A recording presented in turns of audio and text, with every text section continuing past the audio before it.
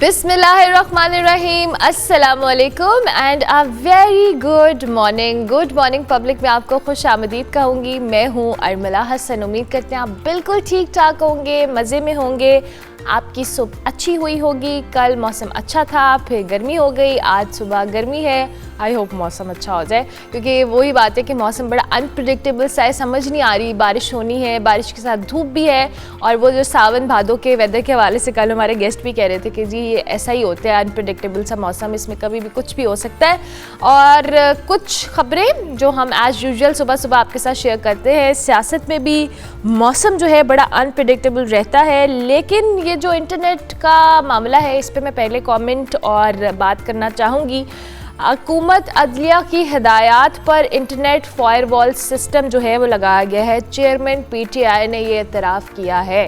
पहले हमने देखा था कि हमारी आईटी मिनिस्टर जो हैं शिज़ा फातिमा साहिबा, उन्होंने कहा कि जी वीपीएन के इस्तेमाल से इंटरनेट की स्पीड स्लो हो गई है। क्योंकि वो हमारी आईटी मिनिस्टर हैं तो उन्होंने जो कहा हमने मान लिया, लेकिन जो नाक़िस अकल वो यही कहती है कि वीपीएन के इस्तेमाल से इंटरनेट स्लो नहीं हो सकता। और पाकिस्तान में ऑलरेडी इंटरनेट के बहुत इश्यूज़ हैं, ये हम सब जानते हैं, कभी स्लो होता है। और ये जो अभी इंटरनेट हम इस्तेमाल कर रहे हैं ये अपनी अमूमन जो स्पीड है उससे 30-40% स्लो है। सो आप इमेजिन करें कि जो एंटरप्रेन्योर्स हैं या जो घर पे बैठ के काम कर रहे हैं, ऑनलाइन बिजनेसेस रन कर रहे हैं या ऑनलाइन काम करते हैं, बहुत सारी ऐसे इंटरनेशनल वेबसाइट्स के ऊपर अपना काम करते हैं, उनके लिए कितना चैलेंजिंग और मुश्किल काम है, क्योंकि इंटरनेट की अदम दस्तयाबी से उनका काम, उनके बिजनेसेस किस तरह से असरअंदाज हो रहे हैं। आई होप कि ये मसला आपस में ये लोग डिसाइड कर लें कि एक्चुअली में इंटरनेट स्लो किस वजह से हुआ है, क्योंकि अभी तक हमारी समझ में, आवाम की समझ में नहीं आ रहा कि इंटरनेट स्लो क्यों हुआ है। क्योंकि ये जो तमाम तर ओहदेदार हैं ये ख़ुद एक पेज पर नहीं है कि इनको खुद समझ नहीं आ रही कि इंटरनेट स्लो क्यों है।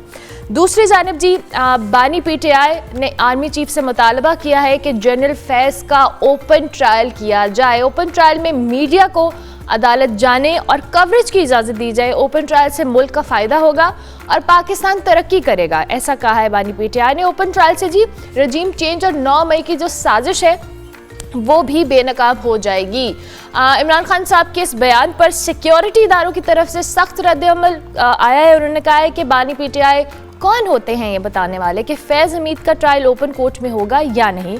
और इस मामले में जो जो बानी पीटीआई है इमरान खान साहब, वो ट्रायल हुआ उनका तो तसल्ली रखें कि ओपन ट्रायल ही होगा। वफाकी वज़ीर अता साहब ने कहा है कि इमरान खान साहब की जानिब से जो लेफ्टिनेंट जनरल रिटायर फैज़ हमीद के ओपन ट्रायल का मुतालबा फ़ौज के मामलात में मुदाखलत के मुतरादिफ है।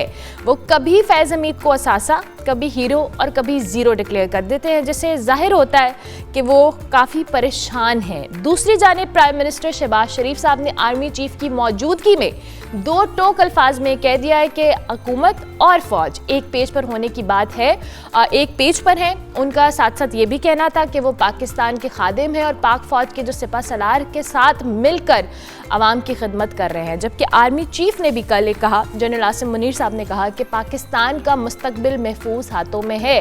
पूछता हूँ कि मुल्क के डिफ़ॉल्ट का बयानिया बनाने वाले आज कहाँ हैं। एक अहम खबर जी, तहरीक इंसाफ के आज इस्लामाबाद जलसे के लिए जो ज़िला इंतज़ामिया ने अपना जारी करदा जो एनओसी है उसको मनसूख कर दिया है। जबकि तहरीक इंसाफ इस्लामाबाद के जो सदर हैं आमिर मुग़ल, उन्होंने कहा है कि इंतज़ामिया की जानिब से जलसे मनसूख करने के बावजूद, एनओसी मनसूख होने के बावजूद हमने जलसा कैंसिल नहीं किया। पूरा जलसा कमेटी का मुत्तफ़िका फ़ैसला है, एक जलसा कैंसिल नहीं होगा। पुरअमन सियासी जद्दोजहद हमारा आइनी और कानूनी हक है। इसी सारी सूरत हाल पे बात कर लेते हैं। सेनेटर हुमायूं अहमद साहब हमारे साथ मौजूद हैं, रहनुमा पीटीआई है, उनको हम खुशामदीद कहते हैं। बहुत शुक्रिया हुमायूं साहब आपका कि आपने अर्ली इन द मॉर्निंग हमें ज्वाइन किया। सबसे पहले तो जो इमरान खान साहब ने जनरल फैज़ हमीद के ओपन ट्रायल का मुतालबा किया है, जिस पे सख्त रद्द-ए-अमल आ रहा है, सर ये ओपन ट्रायल वाला मामला जो जिसका मुतालबा किया गया है, आप ज़रा हमें बताएं। बिस्मिल्लाहिर्रहमानिर्रहीम, इय्याका नअबुदु व इय्याका नस्तईन। देखिए, इस तरह है कि मुझे नहीं पता कि इसमें सख्त रद्द-ए-अमल की ज़रूरत क्या थी। एक सिंपल सी चीज़ है, जनरल फैज़ हमीद को आर्मी ने पकड़ा था बेस्ड ऑन सुप्रीम कोर्ट के जो डिसीजन है कि जिसमें उन्होंने कहा है जो टॉप सिटी का जो वाक़या हुआ था उसमें जब ये डीजीसी थे, दैट मीन्स सर्विंग जनरल थे, तो इन्होंने वहाँ पे कुछ किया था। अब एक तो पहले सवाल उठता है, ये डेफिनेटली उनका इंटरनल मैटर है बिकॉज उस वक्त वो सर्विंग थे। जी। नंबर 2, वो देखना पड़ेगा कि डीजीसी इंडिपेंडेंटली कर सकता है, नहीं कर सकता। अगर नहीं कर सकता, हु एल्स वाज इन्वॉल्व्ड, ठीक है। तो वो चीज़ें तो फौज जाने और उनका काम जाने। अब उसके एंड में जो अता तारड़ साहब हैं, अब मुझे नहीं पता कि वो सोच क्या रहे थे या किस लिहाज से कर रहे थे, बेस्ड ऑन प्रॉबली जो लास्ट सेंटेंस आईएसपीआर ने ऐड किया था कि जनरल फैज़ हमीद ने रिटायरमेंट के बाद भी जो कोड, आर्मी का कोड है, उसकी वायलेशन की थी, और उस बेसिस पे उन्होंने कुछ ऐसी उसको, मतलब कोई ऐसी बात नहीं कि जिसे हम ये अखज़ करें कि उसका इमरान खान या पीटीआई या किसी के साथ कोई लिंक आ रहा है। उन्होंने कहा उन्होंने कोड की वायलेशंस की, दैट कुड बी एनीथिंग, ठीक है।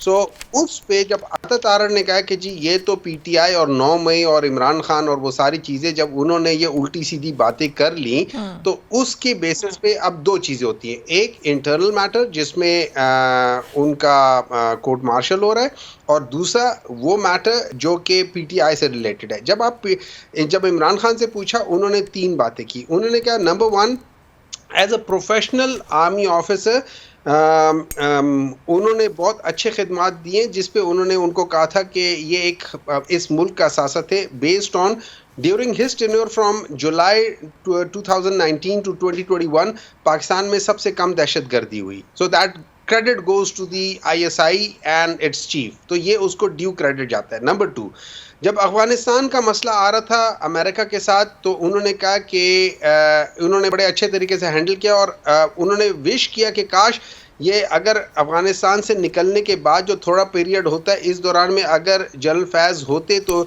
जो पोस्ट इनखिला ऑफ यूएस फोर्सेस थी वो भी बड़ी स्मूथली हो जाती, और उसमें ये जो अभी जो मसले हुए थे शायद वो ना होते, उसको हैंडल कर देते। तो that was the other comment. अब तीसरी चीज़ ये थी कि उन्होंने कहा कि एज प्राइम मिनिस्टर मेरा उनके साथ इंटरेक्शन सिर्फ तब तक था जब वो डीजीआईएसआई थे, क्योंकि डीजीआईएसआई और चीफ ऑफ आर्मी स्टाफ ये 2 ऐसी पोस्ट हैं जो प्राइम मिनिस्टर की सवाबदीद है, वो इनके साथ डायरेक्ट 1-on-1 होते हैं, बाकियों के साथ नहीं होते। डीजीसी या कोई और उनके साथ नहीं होती, डीजीएमआई उनके साथ नहीं होते, सिर्फ इनके साथ 1-on-1 होते हैं, ठीक है।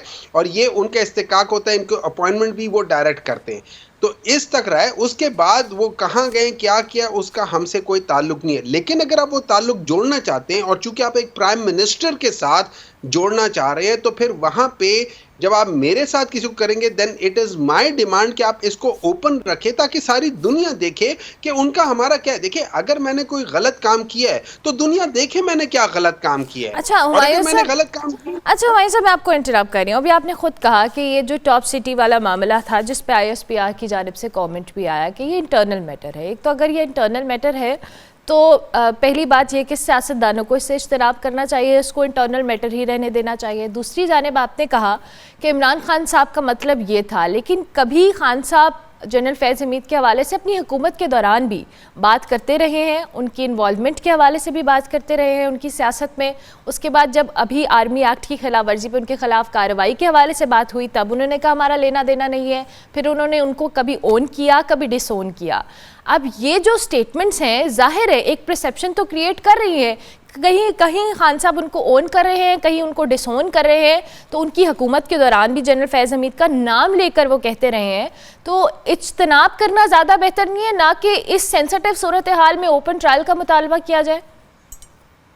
देखिए, मैं आपको दोबारा कहता हूँ, जो हम लोग टॉप सिटी है, हम उसके ऊपर कोई कमेंट नहीं कर रहे।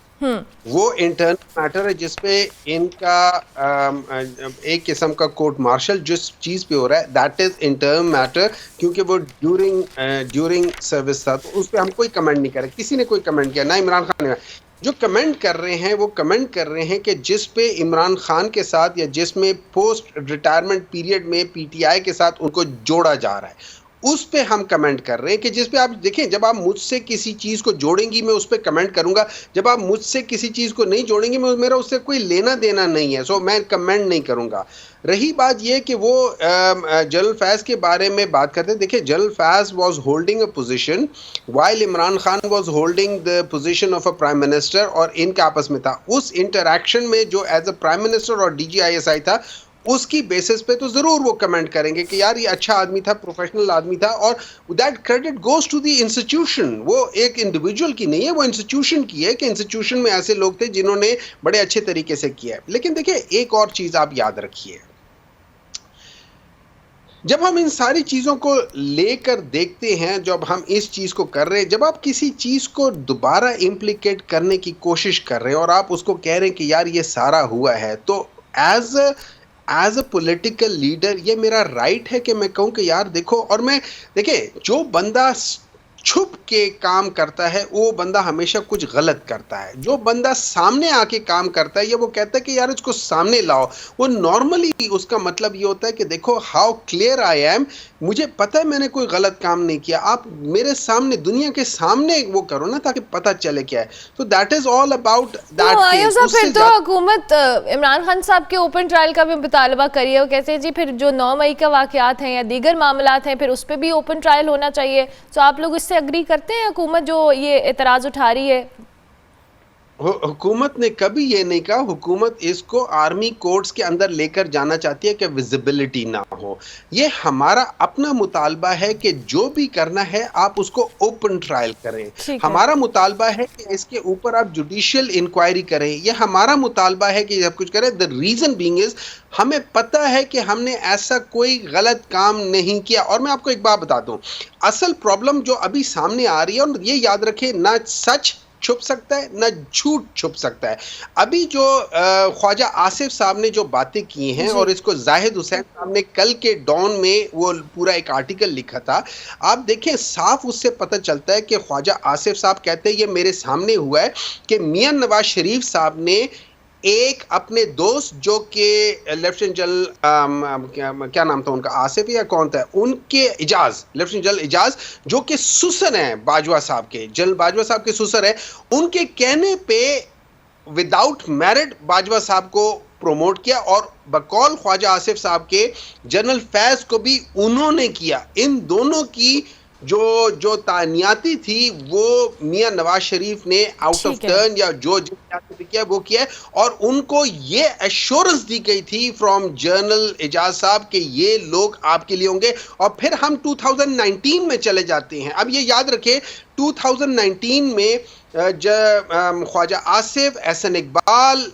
मौलाना फजलुर रहमान, ये सब कहते हैं कि जनरल फैज हमीद और जनरल बाजवा साहब, इन दोनों ने, और जनरल बाजवा साहब ने इसको एडमिट भी किया है कि उन लोगों ने नून वालों से, PML नून के साथ डिस्कशन करके कहा था कि हम आपको ये सारी चीज़ें देंगे। लेकिन सबसे बड़ी बात, क्या कोई इस कौम को ये बताएगा कि जब जनरल बाजवा साहब ने मियां शहबाज शरीफ साहब, जो आज कहते हैं हम एक पेज हैं, जब शहबाज शरीफ साहब को कहा कि आपके बच्चों, आपके दामाद, इन सारों ने ये मनी लॉन्ड्रिंग केस में हुआ था, फलाना हुआ था, आपको पता है आपको पता है शहबाज शरीफ ने क्या जवाब दिया? उन्होंने ये नहीं कहा कि ये हमने नहीं किया, उन्होंने कहा मेरे बच्चों से गलती हो गई। मतलब that means he has admitted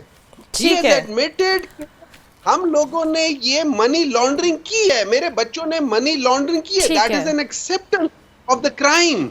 सही, ठीक हो गया। अच्छा हुमायूं साहब, आप जरा जलसे पे आ जाते हैं। इस्लामाबाद जलसे के लिए तहरीक इंसाफ की तैयारियां बड़ी ज़ोर शोर से थीं और उस दिन हलीम आदिल साहब भी थे, उनके मुताबिक कि हमने ये तैयारी कर ली है, जलसा हर हाल में होगा। इंतज़ामिया ने NOC मनसूख कर दी है लेकिन आप लोग जलसा नहीं कर रहे, डिले।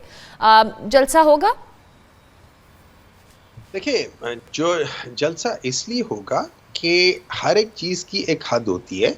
हम एज अ पाकिस्तानी, ये हमारा राइट है आर्टिकल 15, 16, 17 के तहत कि हम peaceful demonstration, peaceful assembly, peaceful सारी चीज़ें कर सकते हैं और वो हमारा हक है। उसके लिए हमें किसी से एज़ सच इजाज़त की ज़रूरत नहीं है। लेकिन अगर जब हम इजाज़त लेते हैं, क्योंकि हम देखते हैं इसमें इस दौरान में पिछले 1 महीने में ना तो टीएलपी ने इजाज़त ली, ना मौलाना फजलुर रहमान ने जब कराची में किया था इजाज़त ली, ना जमात इस्लामी ने इजाज़त ली। लेकिन हम लोगों ने as responsible citizen, as a responsible political party हमने इजाज़त ली और हमें इजाज़त दे दी गई थी। जब हमें इजाज़त दे दी गई थी, और ये कोई पहली बार नहीं है, कोई तीसरी बार हम लोग इजाज़त मांग रहे हैं। इस दफ़ा हम लोगों ने कहा कि हम अपना right of peaceful demonstration exercise करेंगे। अब उन लोगों ने क्या कर दिया, उन लोगों ने दफ़ा 144 लगा लिया, हम लोगों ने दफ़ा 804 लगा दिया। ठीक है, तो अब जलसा होगा आपके मुताबिक। ठीक हो गया। सेनेटर हुमायूं मेमन साहब हमारे साथ मौजूद थे। बहुत शुक्रिया आपके वक्त का सर। रहनुमा पीटीआई मौजूदा सियासी सूरत हाल के ऊपर, और उनके मुताबिक अगर इस्लामाबाद इंतज़ामिया ने एनओसी मनसूख किया, उसके बावजूद तहरीक इंसाफ जलसा करेगी। ब्रेक लेते हैं, ब्रेक के बाद वापस आएंगे।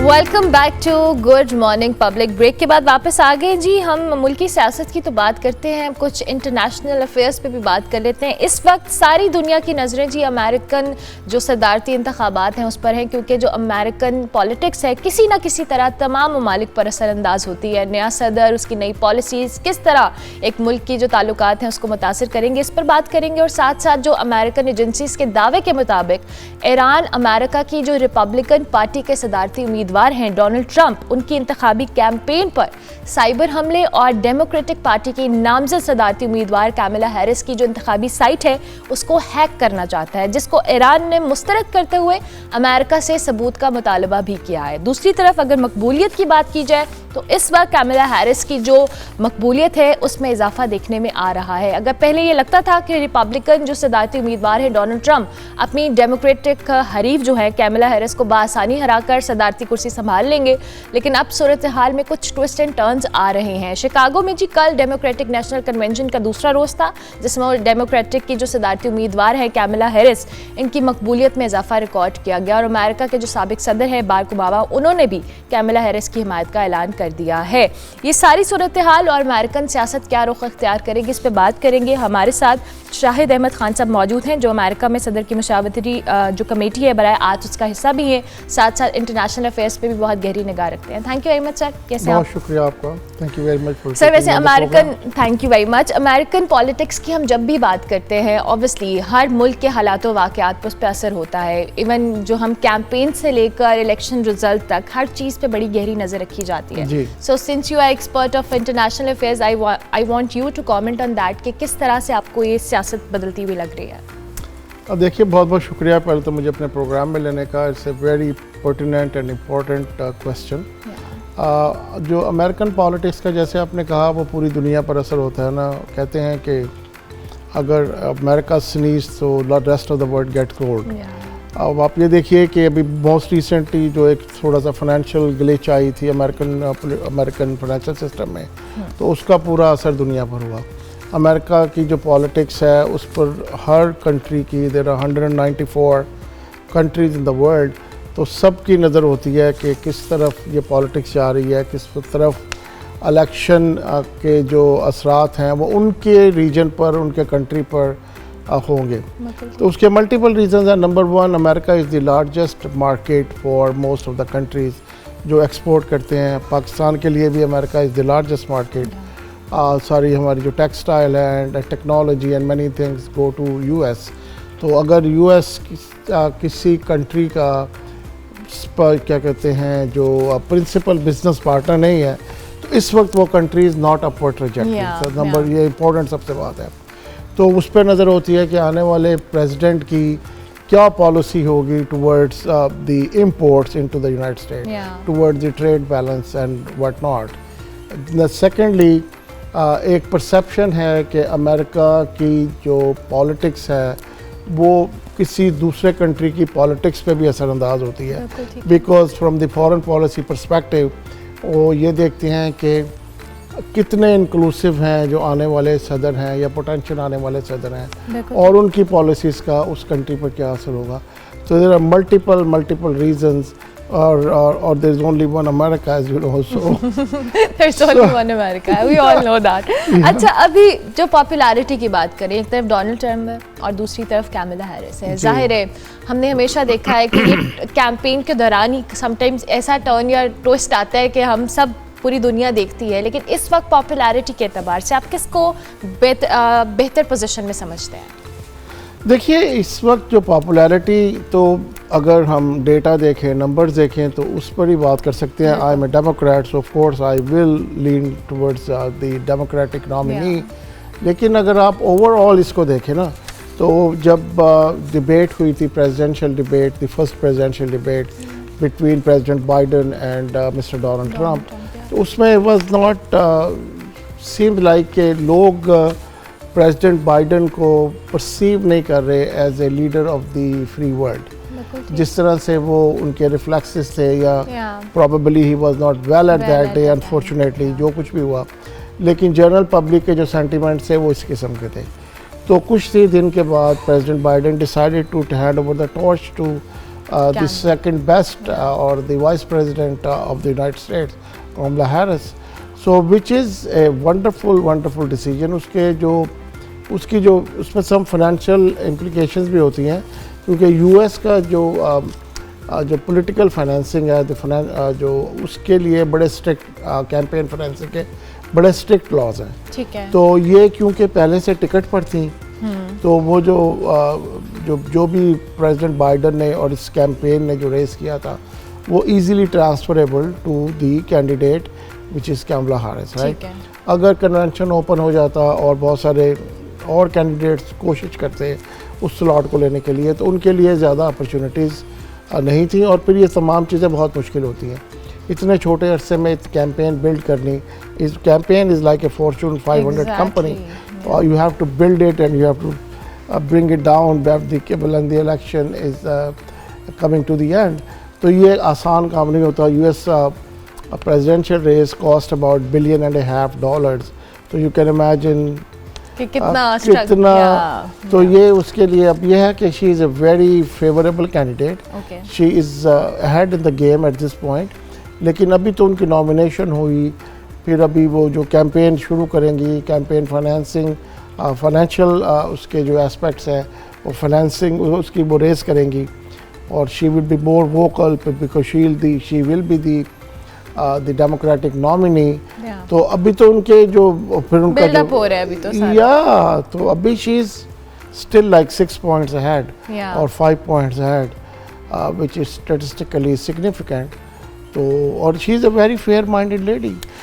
Donald Trump is quite confident about his win. वो कहते हैं कि जी वो हरा देंगे उनकी कैंपेन, और माजी में भी हमने देखा है कि वो बड़े कॉन्फिडेंट भी रहे हैं और समटाइम्स ओवर कॉन्फिडेंट भी रहे हैं. So what do you see कि ये कॉन्फिडेंस किस हद तक उनकी जो इस सारे सिनेरियो के अंदर उनके लिए हेल्पफुल होगा? देखिए, America is equally divided, like 46% Republican and 46%, not the exact numbers, are Democrats. तो rest of the 8% are in the swing states और बैटल ग्राउंड स्टेट्स और purple state, whatever you want to name them, उनमें फ़र्क पड़ता है. तो वो आप देखें कि John Kerry get like around 49 million votes and lost by 40,000 votes. Hillary Clinton की popular voting जो reports थे वो उसके ज़्यादा थे डोनाल्ड ट्रम्प से, but still lost the election. तो it's always a very slim margin. और जो presidential candidate होते हैं, doesn't matter Republican or Democratic Party, of course they have to be in the race to say that, right? But the people of the country, it's a democracy. People of the country has to decide. और उसकी एक ही criteria है जो poles में आपको नज़र आता है. There are not many things you can go back and से भी डेटा सपोर्ट नहीं करता जो आप कह रहे हो. So data at this time is supporting that very unusual, but Kamala Harris most likely will become the president of the United States. चलें, जो भी हो बेहतर हो, लेकिन अब पाकिस्तानी सियासत का अमेरिकन सियासत में बड़ा रोल रहा है, और अमेरिकन सियासत का पाकिस्तानी सियासत में बड़ा रोल रहा है, और हमने माजी में भी देखा है. ताल्लुकात का असर होता है। ज़ाहिर है अमेरिका एक स्टेक होल्डर है कहीं ना कहीं, डायरेक्टली और इनडायरेक्टली। क्या समझते हैं मुल्की सियासत पे इसके क्या असरात होंगे? देखिए, Pakistan is a very very important country for the world and specially for the United states. Pakistan is in the neighbourhood, एक तरफ इंडिया है, एक तरफ ईरान है, एक तरफ चाइना है, close proximity to the Middle Eastern country, close proximity to Russia and other Central Asian states. तो पाकिस्तान की जो इम्पोर्टेंस है वो कोई इग्नोर नहीं कर सकता, number one. Number two, this is a country of 200 almost 240 million people and youth बहुत ज़्यादा है यहाँ पर। The future of this world is going to come from the youth, people like yourself, who are making a difference in the world. And technology and all this stuff which is going to happen is going to be done by the people like you or if your age group, and so Pakistan has it, right? It is the matter कि यहाँ के लोगों को trend कैसे करना है। तो America के लिए तो इम्पोर्टेंट रहेगा, बिकॉज अमेरिका में जो जो जो आप देखें ना, इंडिया की जो स्ट्रेंथ कैसे है, राइट? इंडिया में जब आप देखते हैं IITs बनी और ये टेक्नोलॉजी के सारा सिलसिला हुआ और अमेरिकन कंपनीज के ऑफिसेस इंडिया में है, there is a reason for it. So Pakistan comes from the same sort of expertise of people. तो उन्होंने अपने लोगों को ट्रेंड किया, यहाँ पर ये इसकी अभी ज़रूरत है। तो वो तो अमेरिका के लिए तो is always going to be a country of interest, not just for the political reason but for the business reasons as well. ठीक है, पाकिस्तान में अमेरिका की प्रोडक्ट्स की पाकिस्तान में बहुत ज़्यादा डिमांड नहीं है, लेकिन पाकिस्तानी प्रोडक्ट्स की अमेरिका में बहुत ज़्यादा डिमांड है। Textile is the largest export and America is the largest importer of Pakistani textile. It can enhance जो दूसरे कंट्रीज़ हैं, आप देखें जैसे बांग्लादेश है, बांग्लादेश की economy depends on the American export towards America. तो वो तो एक अपनी जगह पर बात यह यहाँ कैसे होगा यार, how do we create group of IT experts और जो कि वैल्यू एडिड हो, ना कि $400 महीना कमाने वाले हो बल्कि $4000 महीना का कमाने वाले लोग, $40,000 महीना कमाने वाले लोग, उस किस्म के लोगों का पूल हमें डेवलप करना चाहिए, which is not difficult. It is just have to be focused done correctly, right? आप, मैं समझता हूँ जो भी स्टेक होल्डर हैं, अब हम रोज़ टीवी देखते हैं, मेरा भी कभी कभी इत्तेफाक होता है टेलीविज़न देखने का, पाकिस्तान टेलीविज़न, यहाँ पर भी है वहाँ पर भी। ये जो मैं स्पीचेस सुनता हूँ, मैं सोचता हूँ कि ये सिंपल चीज़ें क्यों नहीं कर सकते? Why can't they invite chancellor of 20 और 40 टॉप यूनिवर्सिटीज़ और उनको सजेस्ट करें कि this is the curriculum, made this curriculum bye Microsoft, by Google and the Pakistani expert sitting everywhere. ये करिकुलम आप इस पे अपना एक प्रोग्राम शुरू करें जो 6 महीने का हो, 1 साल का हो, और trained our people like that. Why can't they do that rather than taking headlines for things which are not even important for Pakistan and not important for the people of Pakistan, yeah, right? It's all about priorities, I guess. ये हमारी priority set होने की ज़रूरत है। Priority set करनी किसने करनी है? तो लीडर, जब लोगों को, जो कंट्रीज़ के लीडर होते हैं, अभी आप अमेरिका की बात कर रहे हो, जो कंट्रीज़ के लीडर होते हैं तो people look up to them. वो कंट्री के, जो उस कंट्री के लोग होते हैं, वो उनके बच्चों की तरह होते हैं। They have to treat them like their own kids. So if they are deceptive, or they are not deceptive, but probably wrong word, if they are not focused on their own kids, then you can imagine they will do things like that. America में तो ऐसे नहीं होता। President of America every day when he wakes up, he feels कि मैंने अपने country के लोगों के लिए क्या करना है, उसके बाद मैंने दुनिया के लिए क्या करना है, right? And the life goes on, right? तो जब किसी और कंट्री के, आप देख लें डिफरेंस, आपको लगता है ना, जहाँ पे लोग ऐसे सोचते हैं, वहाँ के लोगों की कंडीशंस और उनकी जो living and everything else, education and health care and everything तो नज़र आती है ना। अब आप अगर आप वो सोचोगे नहीं और अगर आप वो नहीं करोगे तो फिर कैसे होगा? People look up to them. It's all about the policies they make and which affects the people of that country. Thank you very much Shahid साहब, बहुत शुक्रिया। शाहिद अहमद खान साहब हमारे साथ मौजूद थे जी, अब इंटरनेशनल पॉलिटिक्स के ऊपर अपना तजिया दे रहे थे। हम ब्रेक लेंगे, ब्रेक के बाद वापस आएंगे। आप देखते रहिए गुड मॉर्निंग पब्लिक।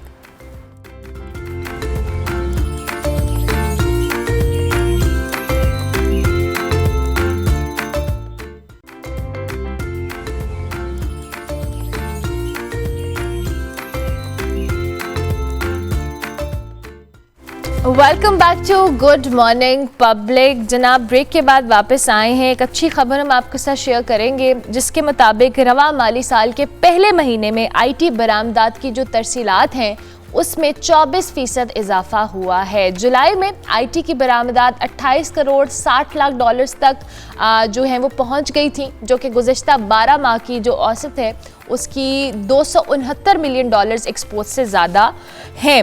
माली साल के पहले माह की मजमूई बरामदात में आईटी का हिस्सा जी 46% है और आईटी बरामदात में इजाफे की जो वजह है उसमें अगर बरामद कुनंदगान के हवाले से खुसूसी गैर मुल्की करेंसी अकाउंट्स की बात की जाए तो उसकी हद को 35% से बढ़ाकर 50% करना हो और पाकिस्तानी रुपए का मुस्तहकम होना हो।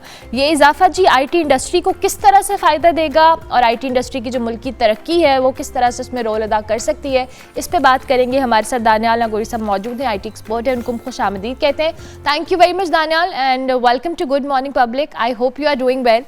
सबसे पहले तो ये जो अच्छी खबर है, डेफिनेटली आईटी के शोबे के अंदर पाकिस्तान का एक्सेल करना और इसमें हमारी बरामदात का बेहतर होना इट्सेल्फ एक अच्छी खबर है, क्योंकि मुल्क की इकॉनमी में इसका बहुत इंपॉर्टेंट रोल है। क्या समझते हैं आप? जी, first of all thank you for having me. बिल्कुल आपने सही कहा। जिस तरीके से आईटी एक्सपोर्ट इंक्रीज हुई है करंट फिस्कल ईयर के फर्स्ट मंथ में, आपने वो रिपोर्ट भी शेयर की है। जो इस वक्त आपके सामने है मुल्क के हालात, तमाम इंडस्ट्रीज आप अभी देख रहे हैं। मैं लास्ट 2 डेज अगो मैं इस्लामाबाद मूव हो रहा था, फ्लैट में मेरे साथ एक साहब मौजूद थे, अमरीली स्टील के ऑनर। वो बता रहे थे कि जी अपने अपनी फैक्ट्री बंद कर दी है जो कि 75 साल से चल रही थी। अब कहने का मकसद ये है कि आप ये देखें कि इन हालात में भी अभी आपने जो रिपोर्ट शेयर की है कि आईटी एक्सपोर्ट इंक्रीज हो रही है, तो ये एक जो हमारा वे फॉरवर्ड है वो बेसिकली आईटी सेक्टर ही है और इस पे गवर्नमेंट को फुली सपोर्ट करना चाहिए। और नो डाउट इसमें अपॉर्चुनिटीज़ बहुत हैं और बहुत बड़ा स्पेस है। ठीक है, अपॉर्चुनिटीज़ है, बहुत बड़ा स्पेस है। अभी आपने खुद कहा कि इन हालात में इस इंडस्ट्री का बेहतर होना, डेफिनेटली अगर हम इस पे मज़ीद फोकस करें, जहां दुनिया भर में हम बात करते हैं पाकिस्तान में बड़े अच्छे इस तरह के इक़दामात करने की ज़रूरत है जो दुनिया भर में लिए गए हैं ताकि चीज़ें या इंडस्ट्री बेहतर हो। क्या किया जा सकता है गवर्नमेंट स्टेट लेवल के ऊपर, हुकूमती सतह के ऊपर? जी बिल्कुल, इसके अंदर देखें हमारे सामने इंडिया की मिसाल मौजूद है। इंडिया ने ऐसा नहीं है कि हम ये कहेंगे कि गवर्नमेंट आए और वो खुद काम करना स्टार्ट कर दे। नहीं, गवर्नमेंट को सिर्फ इंफ्रास्ट्रक्चर प्रोवाइड करना है, एक अच्छा इंफ्रास्ट्रक्चर प्रोवाइड करें। आपके सामने इंटरनेट का हाल, इंटरनेट को स्लो ना करें। अभी हमारे पास अपवर्क के, फाइबर पे उन्होंने कम्युनिटी नोट्स लगा दिए कि जी यहाँ पे जो है इंटरनेट का प्रॉब्लम है, यहाँ के लोगों से जो है आप देख के काम करें। तो ये वाली जो चीज़ें हैं इसको गवर्नमेंट को चाहिए कि ये वाले हमें फ्रीलांसर्स को, आईटी सेक्टर को प्रमोट करें, अपॉर्चुनिटीज़ प्रोवाइड करें, इंफ्रास्ट्रक्चर अच्छा प्रोवाइड करें, इंटरनेट स्लो ना करें, टैक्स एग्जम्पशंस दी जाएँ कंपनीज़ को, ताकि ज़्यादा से ज़्यादा लोग यहाँ पर जो है आईटी का काम करें। इस वक्त जो हालात हैं उसमें कंपनीज़ बाहर मूव हो रही हैं, जाहिर सी बात है लोग अपना जो है पैसे पाकिस्तान लेके नहीं आ रहे, जो इंटरनेशनल रेमिटेंसेस है वो नहीं आ रही। लेकिन इसमें कोई डाउट नहीं है आपकी IT export day by day increase हो रही है। लेकिन आईटी एक्सपोर्ट इंक्रीज होना वो बेसिकली आप सर्विसेज एक्सपोर्ट कर रहे हैं, लेकिन उसके मद में पैसे आना वो एक अलग डिबेट है। लेकिन एक अच्छा इकदाम अभी गवर्नमेंट ने किया, जैसे यूएस डॉलर अकाउंट आपने मुझे बताया कि अभी अपना जो अभी ऑलरेडी इंक्रीज की है उसकी लिमिट, तो ये अच्छे इकदाम हैं और मजीद इस तरीके के इकदाम लेने चाहिए। मैंने आपको बताया कि इंडिया की मिसाल हमारे सामने मौजूद है, उन्होंने एक अच्छा इंफ्रास्ट्रक्चर प्रोवाइड किया। आज इंडिया के अंदर मोर देन 100 यूनिकॉर्न्स हैं, पाकिस्तान में एक भी नहीं है। तो ये 90s का पाकिस्तान नहीं है, इसमें अब जो है चीजें बेहतर करनी चाहिए। और ये इंटरनेट वगैरह तो बेसिक प्रॉब्लम्स है जो कि खुद क्रिएट किए जा रहे हैं। टॉकिंग अबाउट 90s का पाकिस्तान, दानियाल आप अभी चूंकि आईटी एक्सपर्ट हैं, इंटरनेट के मामले को भी आपने जिक्र किया। इन द एंड में जो इंटरनेट की स्पीड है, प्लीज़ मैं आपसे भी एज एन एक्सपर्ट जानना चाहती हूँ कि ये क्या वाकई वीपीएन के इस्तेमाल से स्लो हुई है? देखें बात ये तो अच्छा, अब मुझे एक बार बताएं कि ये वीपीएन का इस्तेमाल की तो इस पे तो हंसी सकते हैं और क्या कर सकते हैं, लेकिन ये भी लोग वीपीएन यूज क्यों कर रहे हैं? क्वेश्चन तो ये है ना कि लोग वीपीएन कोई लीगल है नहीं है। आप जाके देखें ट्विटर के ऊपर लोग आज बैन है 1 साल से लोग, लेकिन हमारे गवर्नमेंट ऑफिशियल्स की जो ट्वीट आ रही है इवन हमने बहुत सारे ऐसे ऑफिशियल्स की भी ट्वीट देखी है और उनको इंटरनेशनली ऑफिशियल्स ने बताया है कि आपकी लोकेशन इंडोनेशिया की आ रही है और आप पाकिस्तान में बैठ के ट्वीट कर रहे हैं। तो ये एक आयरनी है। आई एम सो सॉरी कि हमें ये करना पड़ा, लेकिन यू आर राइट कि अभी हम बेसिक 90s के पाकिस्तान में उलझे जहाँ पे इंटरनेट की दस्तयाबी एक मसला है। Thank you very much Daniyal, बहुत शुक्रिया आपका। दानियाल हमारे साथ मौजूद थे जी। इंटरनेट के मसाइल तो अपनी जगह मौजूद है, लेकिन अच्छी खबर ये है कि पाकिस्तान ने IT एक्सपोर्ट्स को लेके बड़ी अच्छा एक्सेल किया। हम ब्रेक लेंगे, ब्रेक के बाद वापस आएंगे। आप देखते रहिए गुड मॉर्निंग पब्लिक।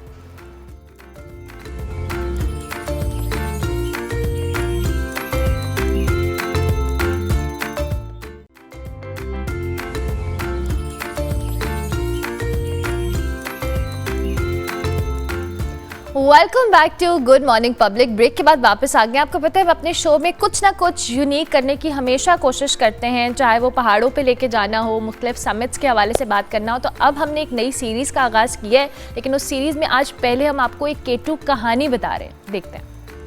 एक ऐसी मुहिम जो न सिर्फ इंसानी हिम्मत की मिसाल है, बल्कि उसमें एक मुनफरद पहलू भी है। फ्रांस के 4 कोपेमाओं ने दुनिया की दूसरी बुलंद तरीन चोटी K2 को न सिर्फ बगैर ऑक्सीजन के सर किया, बल्कि एक ऐसा कारनामा भी सर अंजाम दिया जो उससे पहले किसी ने न सुना था। बेंजामिन वेड्रंड और उसकी टीम की जानिब से 28 जुलाई को रिकॉर्ड 11 घंटे में मुकम्मल होने वाले K2 को सर करने की इस मुहिम के लिए कैसे मुश्किल तरीन रूट का इंतखाब किया, जो उससे पहले किसी कोपेमा ने इस्तेमाल नहीं किया था। यही वजह है कि वापसी पर उन्हें पैराग्लाइडिंग का सहारा लेना पड़ा। बेंजामिन वेड्रंड के इस इंकशाफ ने सबको हैरान कर दिया कि चारों कोपेमा K2 की चोटी से पैराग्लाइडिंग करते हुए नीचे उतरे। हालांकि पाकिस्तान में पैराग्लाइडिंग पर पाबंदी आयद हो चुकी थी। 54 साल ज़ाएओज फ्रेडरिक्सन उस टीम के अहम रुकन थे। उन्होंने पोलिश लाइन, मिस ट्रेवर्स और सीजन रूट के साथ बगैर किसी आराम के अकेली ये मुहिम सर की। ये गैर मामूली मुहिम उस वक्त मज़ीद दिलचस्प हो गई जब उन्होंने 28 जुलाई को K2 की चोटी पर पहुंचकर पैराग्लाइडिंग करने का फैसला किया। मगर चोटी पर हवा बिल्कुल नहीं थी जो पैराग्लाइडिंग के लिए जरूरी होती है, लेकिन आखिरकार हवा के एक झोंके ने उन्हें पैराग्लाइडिंग का मौका फ्राहम कर दिया। 20 मिनट की प्रवास के बाद वो 6600 मीटर की बुलंदी पर अपने कैंप के करीब उतर गए। यूं फ्रांसीसी कोपेमाओं ने K2 की तारीख में एक नया बाब रकम किया, मगर साथ ही पाकिस्तानी हुकाम की जानिब से इस वाक़े पर रद्द अमल का इंतजार भी किया जा रहा है, क्योंकि पैराग्लाइडिंग पर पाबंदी के बावजूद ये मुहिम सर अंजाम दी गई। Very interesting. और इस तरह की बहुत सारी जो एडवेंचरस स्टोरीज़ हैं हम आपके सामने लेकर आते रहेंगे। आगे बढ़ते हैं प्रोग्राम में जी। अब थोड़ी सी आपकी डाइट के हवाले से बात कर लेते हैं। नॉर्मली हमने देखा है कि दुनिया भर के अंदर इवन लोग अपनी फिटनेस को लेके बड़े कॉन्शियस होते हैं, और इवन आप और मैं भी होते होंगे कहीं ना कहीं, लेकिन समटाइम्स हम उस फिटनेस के लिए कुछ ऐसी अपनी लाइफस्टाइल के अंदर चीज़ें शामिल कर लेते हैं जो हमारी सेहत के लिए नुकसानदेह होते हैं। एक रिसर्च के मुताबिक अगर आप खुद को दिल के अमराज या डायबिटीज़ से बचाने के लिए कोशिश करना चाहते हैं, जो क्रैश डाइट की बजाय आप अपना जो कैलोरी काउंट है उस पर नज़र रखेंगे, तो आप बहुत सारी बीमारियों को अवॉइड कर सकते हैं। हमारे यहाँ लेटर एज में जाके ख़वातीन स्पेसिफिकली बहुत सारी ऐसी डाइट्स को ऑप्ट कर लेती हैं, जिसमें क्रैश डाइट एक बहुत मेजर चीज़ है कि हम खाना पीना बिल्कुल बंद कर देते हैं, हम अपनी कैलोरीज को नहीं देखते हैं, कैलोरी काउंट को नहीं देखते हैं। तो आज हम इसी हवाले से बात करेंगे कि अगर आप इन क्रैश डाइट्स या मुख्तलिफ डाइट्स की तरफ जाने की बजाय अपना कैलोरी काउंट को मद्देनज़र रखें कि आप दिन में कितनी कैलोरीज आपको लेनी चाहिए, तो आप किन किन चीज़ों को अवॉइड कर सकते हैं। आमना अली हमारे साथ मौजूद हैं, न्यूट्रिशनिस्ट हैं, खुश आमदीद कहते हैं। आमना अस्सलाम वालेकुम, कैसे हैं आप? वालेकुम सलाम, मैं बिल्कुल ठीक हूँ। अच्छा आमना, सबसे पहले तो मुझे ये बताएं, ये जो क्रैश डाइटिंग है ये बेसिकली क्या होती है, जो नॉर्मली हमने अपने इर्द गिर्द लोगों में सुना है? क्रैश डाइट बेसिकली ऐसी डाइट होती है कि आपकी जो कैलोरीज़ हैं, एक दिन में हर बंदे की डिफरेंट रिक्वायरमेंट है कैलोरीज़ की, लेकिन जो मिनिमम कैलोरीज़ आपको एक दिन में लेनी होती हैं वो 1000 कैलोरीज़ हैं। अगर आप उससे नीचे जाएंगे तो वो बहुत अनहेल्दी है आपके लिए, क्योंकि आपकी जो बॉडी है उसमें डिफरेंट फंक्शंस हैं। आप सोच रहे हैं, थिंकिंग का प्रोसेस है, खाना खा रहे हैं, बहुत सारे फंक्शंस हो रहे हैं जिसको कैलोरीज़ की यानी एनर्जी की ज़रूरत है। तो अगर आप इतनी एक्सट्रीम क्रैश डाइट करेंगे, आप अपनी बॉडी को एनर्जी नहीं दे रहे, तो फिर ये सारे फंक्शंस परफॉर्म नहीं होंगे और आपकी जो हेल्थ है वो डिटोरिएट होती जाएगी और आपकी बॉडी वीक होती जाएगी, मसल लॉस होगा। सो ये बिल्कुल भी रिकमेंडेड नहीं है। ठीक हो गया। अच्छा अब मुझे ये बताएं कि हम क्रैश डाइट की बजाय कैलोरी काउंट को कैसे रख सकते हैं अपनी ज़िंदगी में, उसको मुहैया करना या उसकी मॉनिटर करना, बिकॉज हर एक का एज यू सेड के बॉडी हाइट वेट के मुताबिक डिफरेंट कैलोरी काउंट होता है। जी, सो जैसे मैंने बताया कि हर एक का डिफरेंट है, तो आपको सबसे पहले तो ये देखना है कि आपकी एज, हाइट, वेट के हिसाब से कितनी एक दिन में कैलोरीज़ की रिक्वायरमेंट है। इसके लिए बहुत सारे फार्मूलाज भी हैं, ऑनलाइन कैलकुलेटर्स भी हैं, आप इजीली चेक कर सकते हैं, उसमें अपनी असेसमेंट करें, अपनी एज, हाइट, वेट डालें, आपको पता चल जाएगा एक दिन में कितनी कैलोरीज़ लेनी है। अब जहाँ तक आपने बात की कि उनको काउंट कैसे करेंगे, हम जो खा रहे हैं, अक्सर मेरे भी जो क्लाइंट्स हैं वो यही कह रहे होते हैं कि कैलोरीज़ का हम इतना सुन रहे हैं लेकिन कैसे काउंट करें। तो उसमें ये है कि डिफरेंट टूल्स अवेलेबल हैं, आपके पास किचन स्केल है, आप उसके ऊपर खाना रखें, ग्राम्स में ये करते हैं आप बेसिकली कि कितने ग्राम का। फॉर एग्जांपल अगर आप सेब खा रहे हैं तो आप स्केल के ऊपर रखें, देखें कितने ग्राम्स का है। आपके पास ऐप्स हैं डिफरेंट, हम टेक्नोलॉजी काफ़ी यूज़ करें, मोबाइल हर वक्त हमारे हाथों में, अगर उसको अच्छी चीज़ के लिए, अपनी फ़िटनेस के लिए यूज़ करें वो अच्छा होगा। सो आप वो ग्राम्स जो हैं, डिफरेंट ऐप्स हैं फ़िटनेस की, उसमें डालें तो आपको ईजिली कैलोरीज़ पता चल जाएंगी। इसके अलावा जो और मुख्तलिफ टूल्स हैं हमारे पास, टी स्पून्स, टेबल स्पून्स हैं, सेट स्टैंडर्ड्स हैं। जैसे फॉर एग्जांपल ऑयल की अगर मैं बात करूं, 1 टीस्पून ऑयल में 45 कैलोरीज हैं। सो अगर आपको इस तरह के सेट स्टैंडर्ड्स जो हैं उनकी कैलोरीज पता चल जाए तो आप इजीली पूरे दिन की कैलोरीज निकाल सकते हैं। अच्छा, ये वैसे बड़ा मुश्किल है क्योंकि हम खाने की तो कैलोरीज कर सकते हैं, लेकिन जो हम मंचिंग के लिए इधर उधर कहीं बाहर जा रहे हैं, डाइन आउट कर रहे हैं, कुछ भी, इवन ग्रिल्ड चिकन भी खा रहे हैं, बट स्टिल वो थोड़ा डिफिकल्ट हो जाता है। तो एक स्टैंडर्ड जो एक होता है, जैसे अगर हम फॉर एग्जाम्पल एक बच्चे की बात कर लेते हैं, एक मिडिल एज के आदमी या औरत की बात कर लेते हैं, और फिर हम लेटर एज में, कि अगर एक स्टैंडर्ड कैलोरी एक बच्चे के लिए कितनी इंपॉर्टेंट है? बिल्कुल, ये आपने बिल्कुल सही बात की। ये बड़ी एक हसल होती है कैलोरी काउंट की, इसलिए कहा जाता है कि आप किसी एक्सपर्ट से ही रब्ता करें ताकि वो आपको एक कस्टमाइज्ड डाइट प्लान दे और आपको इस हसल में पड़ना ना पड़े।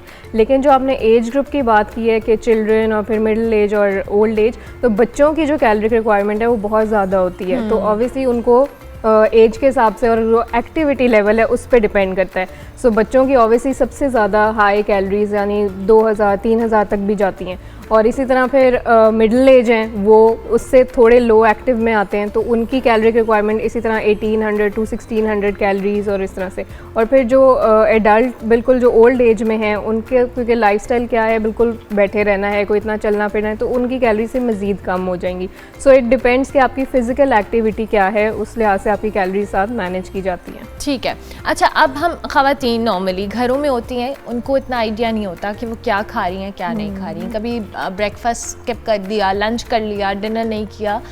ख़वातीन के लिए भी ज़ाहिर है उनकी घर में भी काम है, अगर वर्किंग वुमेन है तो एक एक्सेप्शनल केस है कि जी अच्छा वो बाहर भी जा रही है, लेकिन एक घर में रहने वाली खातून की न्यूट्रिशन भी बहुत ज़रूरी है, जो कि अक्सर और बेशतर नज़रअंदाज हो जाती है। बिल्कुल जी, मेरे पास जो भी क्लाइंट्स आती हैं, एक तो ये कि वो उनका सबसे मेन इशू ये होता है कि हमारे पास अपने लिए टाइम नहीं है। बच्चों का नाश्ता बनाया है, अपने हस्बैंड्स का बनाया, उनको भेज दिया है, और फिर अपना जो है वो इवन बच्चों ने छोड़ा उसी से खा लेती है। इवन दैट्स व्हाट माय अम्मी यूज्ड टू डू कि हमने कोई खाना छोड़ा तो वो उसी को अपना समझती थी कि मेरा प्रॉपर मील हो गया है। बिल्कुल, और फिर उसके बाद उनका जाहिर है दिल नहीं कर रहा होता कि वो प्रॉपर मील लें, और कामों में मील स्किप हो रहे होते हैं, इसी वजह से वो फिर उनकी वो क्रैश डाइट ही कंसिडर होती है, क्योंकि पूरा दिन भूखे रहना और रात के टाइम जाके फिर वो अपना प्रॉपर स्नैक लेती हैं, जो कि बिल्कुल भी एडवाइजेबल नहीं है कि आप लेट नाइट खाएं।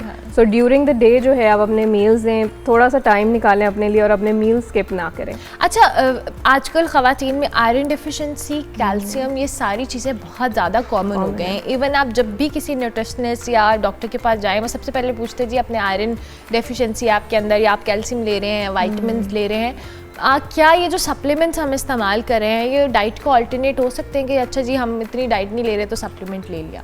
जी बिल्कुल, देखिए जो फर्स्ट प्रायोरिटी है वो डाइट ही होनी चाहिए। आप कभी भी डायरेक्टली सप्लीमेंट्स की तरफ नहीं जाते। अगर आप जो सप्लीमेंट का वर्ड है उसका मीनिंग ही देखें तो वो बेसिकली क्या है कि सप्लीमेंट करना, बूस्ट करना। सो अगर आपकी डाइट अच्छी नहीं है और उससे आपको ये कैल्शियम, विटामिन डी नहीं मिल रही, आप दूध दही नहीं ले रहे, तो फिर आप जितने मर्जी सप्लीमेंट्स ले लें, जो मर्जी कर लें, वो आपकी विटामिन डी पूरी नहीं होगी। यानी जो नेचुरल चीज़ है उसका असर नेचुरली रहता है। थैंक यू वेरी मच आमना, बहुत शुक्रिया आपका। आमना अली हमारे साथ मौजूद थी जी। अपनी क्रैश डाइट से इज्तनाब करें, कैलोरी काउंट रखें और अच्छी और हेल्दी डाइट खाएं, दैट्स वेरी इंपॉर्टेंट। ब्रेक लेंगे, ब्रेक के बाद वापस आएंगे। आप देखते रहिए गुड मॉर्निंग पब्लिक।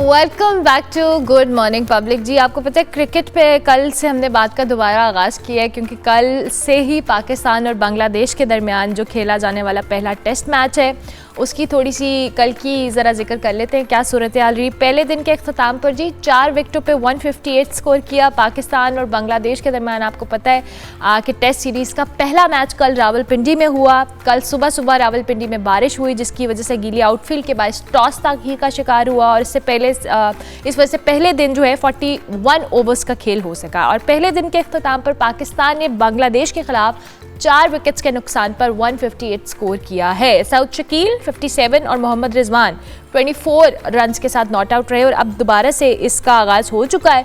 ताज़ा तरीन सूरत हाल मैं आपको अभी क्रिकेट पे देख के बताऊंगी, लेकिन चूँकि ये कल के मैच के ऊपर, कल जो पहले दिन का मैच था उस पर तजिया ले लेते हैं। सैयद मोहम्मद अवैस हमारे साथ मौजूद हैं, स्पोर्ट्स एनालिस्ट हैं, इनको खुश आमदीद कहते हैं। Thank you very much Awais, good morning, कैसे हैं आप? ठीक ठाक हैं? अल्लाह का शुक्र। अस्सलाम वालेकुम, कैसी हैं आप? ठीक है, मैं बिल्कुल ठीक। अवैस, पहला टेस्ट मैच था, बारिश हो गई, खलल आया उस मैच में, लेकिन पाकिस्तानी टीम ने 41 ओवर्स जो है वो खेले हैं, 4 विकेट्स हैं, 158 स्कोर था। अभी ताज़ा तरीन सूरत हाल अगर आपको पता है तो आप मुझे बताएं। देखिए पाकिस्तान इस वक्त अच्छी पोजीशन में आपको नजर आ रहा है। पाकिस्तान टीम इस वक्त रिजवान और आपको पता है साउथ शकील इस वक्त मौजूद हैं क्रीज पे। जो साउथ शकील ने कल इनिंग्स खेली है, कल से खास करके साइम अयूब के साथ।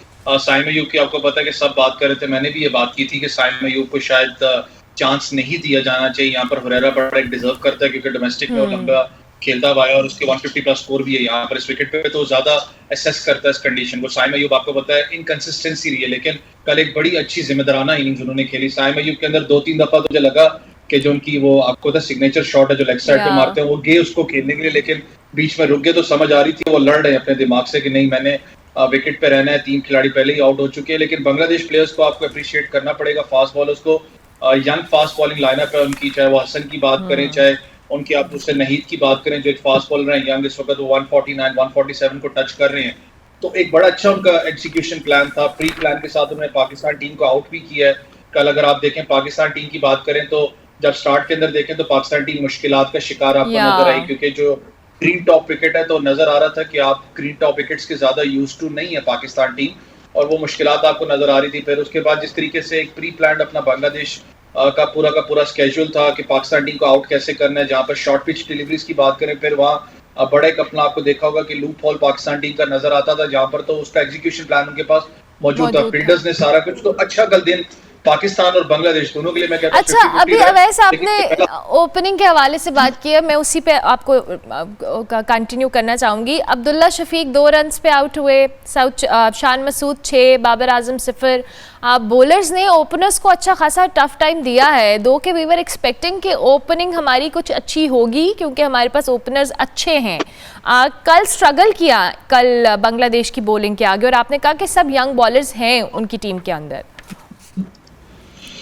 कल अरमला अगर थोड़ा सा मैं अगर पिच की बिहेवियर की बात करूं ना, ओपनर्स की बात अगर करना से पहले, मुझे कल हमारे दोस्त ने अपना शो पे हमें बता रहे थे कि जब उनकी टॉम हेमिंग से बात हुई थी, Tom Heming basically Dubai Sports City के क्यूरेटर थे। मुझे याद है कि जब मैंने डेब्यू किया था 2008 की बात है, तब वो दुबई स्पोर्ट्स सिटी के अंदर मौजूद थे, और हैट्स ऑफ था उस बंदे को कि दुबई स्पोर्ट्स सिटी की विकेट बेसिकली टर्निंग ट्रैक है, बिल्कुल ही डेड विकेट है जब दुबई के अंदर जब मैचेस होते हैं।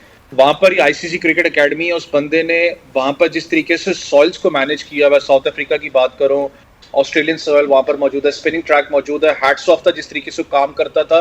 वो चीज आपको फ्रूट जोन सा वो फिर मिलता है कि आपको कहीं ना कहीं बंदे को फ्री हैंड देना पड़ता है कि आप करें। तो वो बात बता रहा था कि जिस वक्त वो स्कोर बोर्ड देख रहे थे, बाबर आजम का स्कोर देख रहे थे, दूसरे प्लेयर्स का स्कोर देख रहे थे, स्पिनर्स का देख रहे थे कि उन्होंने आउट किए हुए हैं, पाकिस्तानी डिफरेंट टीम्स की बात कर रहा हूं, तो वो हैरान भी हुए थे और हंस के उन्होंने कहा था कि अच्छा ये भी होता है तो अब मैं विकेट बना के दिखाऊंगा, तो चैलेंज है, देखते हैं कि कौन ज्यादा स्कोर यहाँ पर करता है। और वो कल आपको नजर आया था जिस तरीके से, अगर कल वो ग्रीन टॉप विकेट की बात करें, आपके प्लेयर्स इतना ज्यादा यूज टू नहीं है।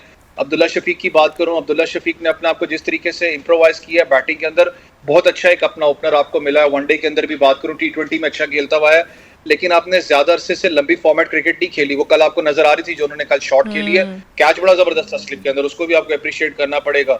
शान मसूद का मुझे अभी तक समझ में नहीं आ रही, वो 10 दफा रिप्ले देख चुके हैं, आपके प्रोग्राम से पहले भी देख चुका हूँ, आउट था नहीं था, क्योंकि जिस तरीके से गुस्सा बाहर जाके एनालिस्ट से बात कर रहे थे कि वो आउट नहीं है, अब पता नहीं वो मामला क्या है क्या नहीं है।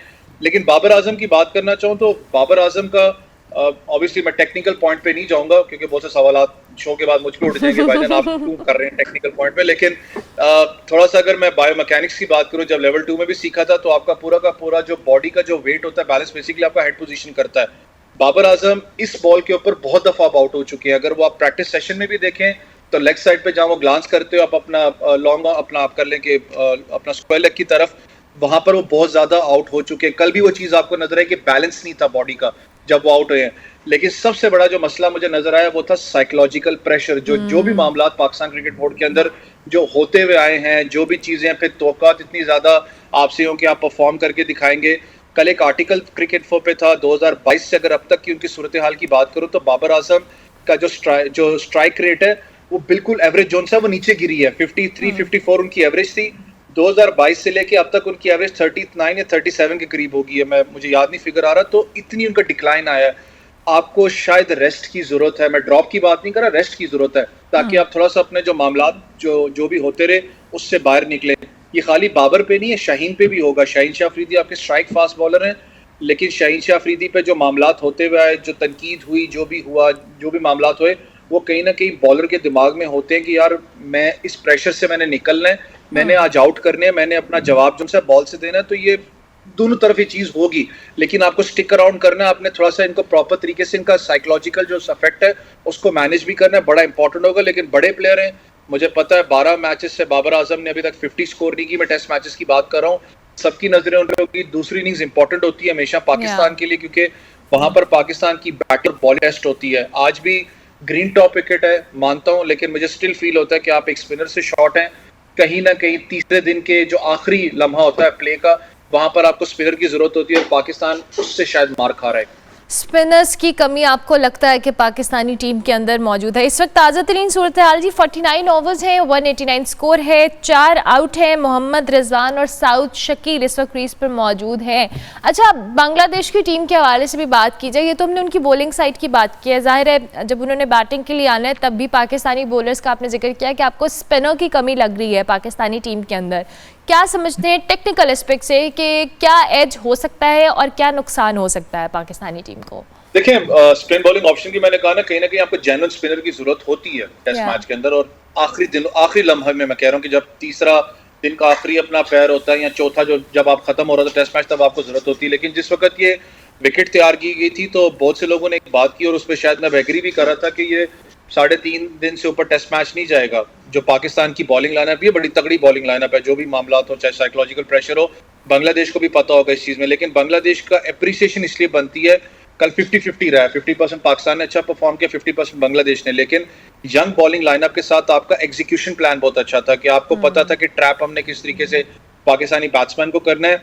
बांग्लादेश की अगर बैटिंग लाइनअप की बात करूं, उनमें एग्रेशन मौजूद है, एग्रेसिव बैट्समैन उनके पास हैं, 2-3 उनके पास सीनियर कैंपेनर्स हैं। लेकिन मोहम्मद अली के ऊपर बहुत ज्यादा दारोमदार होगा क्योंकि डोमेस्टिक बहुत ज्यादा उन्होंने खेली है। लास्ट टाइम जब उनको डेब्यू करवाया था आपने मुल्तान के अंदर वो आउट करके आए थे, लेकिन आपने जो विकेट दी थी पिंड के अंदर, वो हम अपनी जबान में कहते हैं ना, फट्टा विकेट दी थी, जहां पर कुछ नहीं हो रहा था, उस बेचारे से 27 आपने ओवर करवा दिए थे। ये विकेट है ग्रीन टॉप विकेट, ये होती है फास्ट बॉलर की विकेट। यहाँ पर उनको जो सा निप भी मिलेगा, स्विंग भी मिलेगा, इंपॉर्टेंट स्पेल होंगे पाकिस्तान के। लेकिन जो पहला हाफ पाकिस्तान की बॉलिंग लाइनअप का होगा वो बड़ा इंपॉर्टेंट होगा पाकिस्तान कैसे आता है। ठीक हो गया, thank you very much Awais, बहुत शुक्रिया। सैयद मोहम्मद अवैस हमारे साथ मौजूद थे। Bangladesh versus Pakistan test match का दूसरा रोज़ है, रावलपिंडी स्टेडियम में खेला जा रहा है। हम इस पे ऑन एंड ऑफ बात करते रहेंगे, ब्रेक लेंगे, ब्रेक के बाद वापस आएंगे। आप देखते रहिए गुड मॉर्निंग पब्लिक।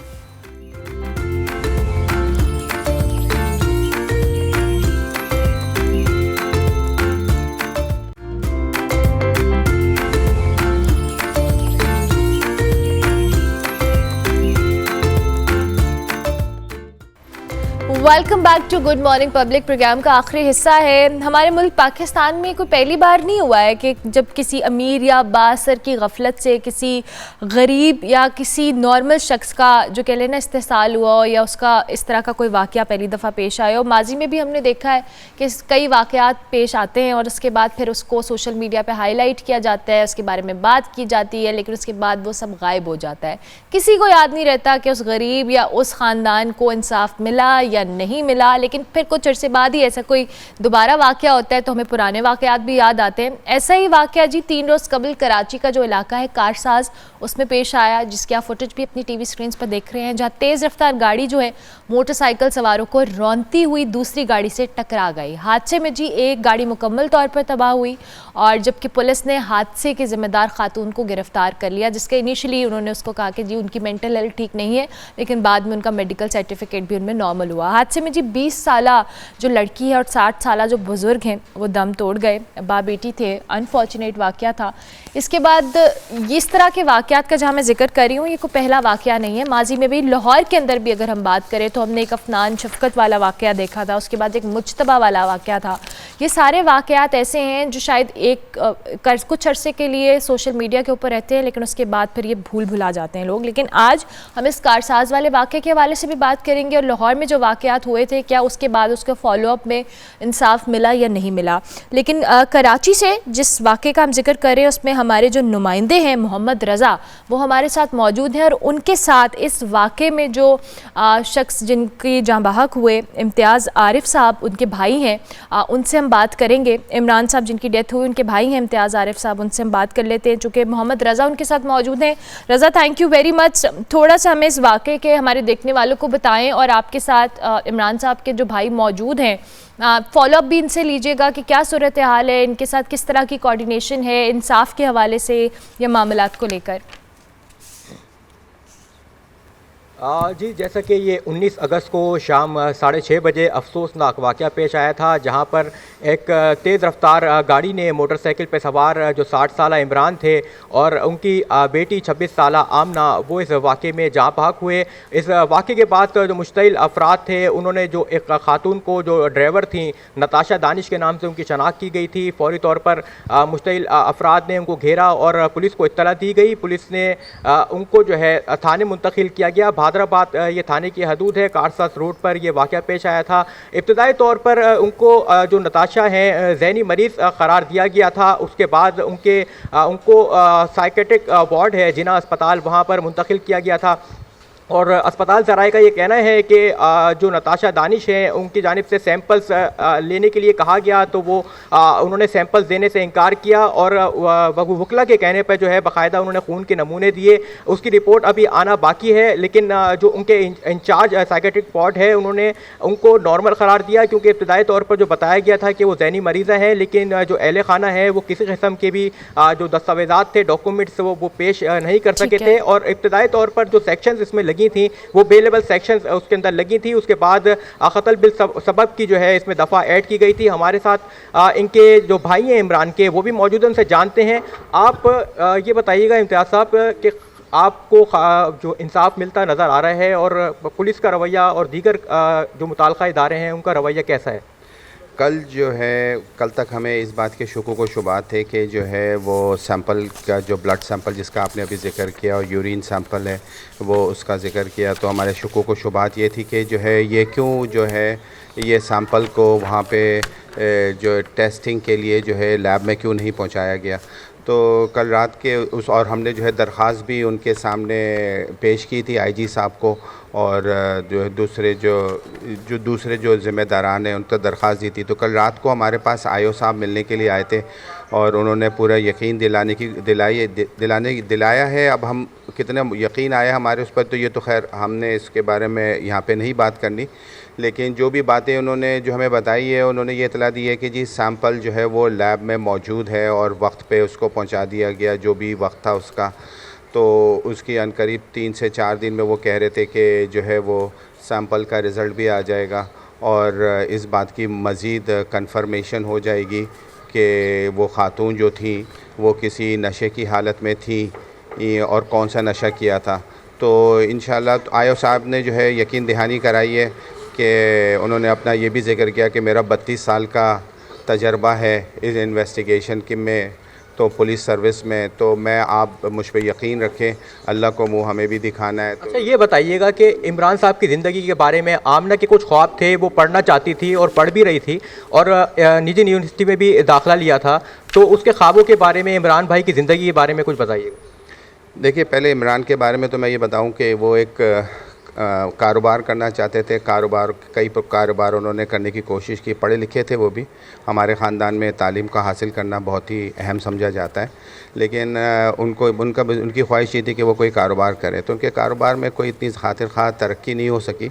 छोटा सा कारोबार था उनका सप्लाई का, तो जो है वो करते थे, उससे मुनासिब सी आमदनी हो जाती थी जिसमें गुज़र बसर हो रहा था छोटा। लेकिन जो है ये आमना जो थी ये अपना ट्यूशन पढ़ा के और दूसरे छोटे मोटे से जो एक्टिविटीज़ करके अपनी कुछ फ़ीस वगैरह भी जमा कराती थी। कराची यूनिवर्सिटी से पढ़ी हुई थी माशाल्लाह से, और फिर इकरा यूनिवर्सिटी से अपना MBA के आखिरी स्टेज में थी, सिर्फ रिसर्च वर्क उसका बाकी था। मामला कुछ आप ये बताइएगा। अच्छा रज़ा साहब लेके चलेंगे आप प्लीज़ इस हवाले से। सेटलमेंट वाली क्या बात होती है तो मेरी समझ में नहीं आती। मैंने 12 ये बात कही है, ये जो है इनके वकील साहब भी ये बातें करें कि दियत दियत दियत। अरे भाई दियत जो है एक जो है मतलब एक बात है जो हो सकती है, लेकिन हमारा इस पे कोई यकीन नहीं है और हमारा पूरा इरादा है कि जो है हम इस पे जो है दूसरा केस भी करेंगे जो फेटल एक्सीडेंट का है। कल मेरी लॉयर से बात हुई है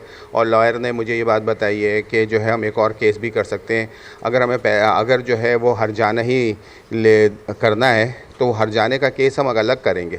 ये क्रिमिनल कोर्ट में जो है क्रिमिनल। अच्छा रज़ा साहब आप हमारे साथ ही मौजूद रहिएगा। मैं आपको 2 मिनट के लिए इंटरप्ट कर रही हूँ क्योंकि लाहौर का भी जहाँ हम जिक्र कर रहे हैं, हमारे जो कॉरेस्पॉन्डेंट है अली चौधरी वो भी हमारे साथ मौजूद हैं। ये तो ताज़ा तरीन वाक़े के हवाले से हम बात करें। Thank you very much Ali, आपका बहुत शुक्रिया।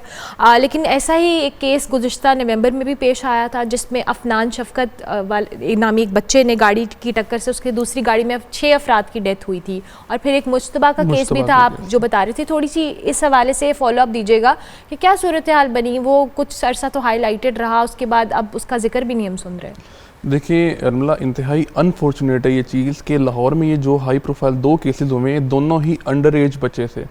एक की उम्र जो है अफनान की अगर बात करें तो उसकी उम्र उस वक्त जो है वो 14 साल थी, जबकि ये जो मुश्तबा वाला मामला है इसकी उम्र जो है 17 साल थी। अफनान ने जब गाड़ी को हिट किया है DHA फेज 7 में तो उस वक्त गाड़ी के अंदर 6 लोग मौजूद थे, 6 के 6 की वहाँ पे डेथ हो गई। तो यहाँ से आप अंदाज़ा लगा लें कि वो किस कदर ओवर स्पीडिंग कर रहा था।